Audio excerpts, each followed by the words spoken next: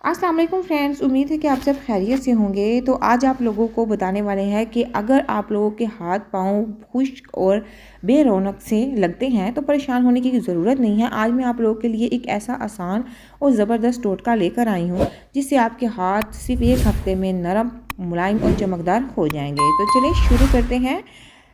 इसके लिए आप लोगों को सिर्फ दो चीज़ों की ज़रूरत है। बेकिंग सोडा 1 चम्मच, दूध 1 चम्मच। एक छोटे से प्याले में बेकिंग सोडा और दूध डालकर अच्छी तरह से मिक्स कर लें। अब इस मिक्सचर को अपने हाथों और पाँवों पर लगाएं और नरमी से 5 मिनट तक मसाज करें। इसके बाद सादे पानी से आप लोगों ने अपने हाथ पाँवों को धो लेना है और पहली बारी में ही आप लोग देखेंगे कि कितना ज़बरदस्त आप लोगों को रिजल्ट मिला है। ये अमल रोज़ाना दोहराना है।